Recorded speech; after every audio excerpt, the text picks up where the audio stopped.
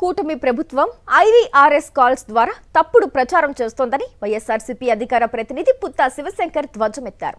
చంద్రబాబు తన స్వార్థానికి తిరుమల వెంకటేశ్వర స్వామిని రాజకీయ ఎజెండాగా ఎంచుకున్నారు అని మండిపడ్డారు. వైఎస్ జగన్ పై ఐవీఆర్ఎస్ కాల్స్ ద్వారా చేస్తున్న దుష్ప్రచారంపై వైఎస్ఆర్సీపీ పోరాడుతోందన్నారు పుత్తా శివశంకర్.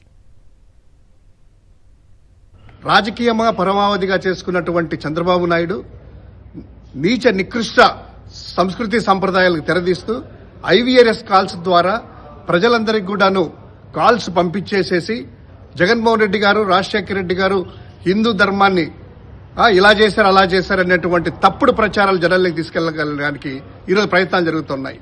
రాజకీయంగా జగన్మోహన్ రెడ్డి గారిని ఎదుర్కోలేక, ప్రజల్లో నిలదొక్కుకోలేక, అదేవిధంగా వాళ్ళు చేసినటువంటి ఈ పనులేవి కూడాను ప్రజలకు నచ్చక, చెప్పినటువంటి వాగ్దానాలు నెరవేర్చక ఈ రోజు పూర్తిగా విఫలమవుతున్న సందర్భంలో ఏకైక ఎజెండాగా తిరుమల వెంకటేశ్వర స్వామిని తీసుకుని హిందూ మతస్థుల్ని, హైందవ సంస్థల్ని రెచ్చగొడుతూ ఈరోజు నీచ నికృష్ట సంస్కృతికి పాల్పడుతున్నారు.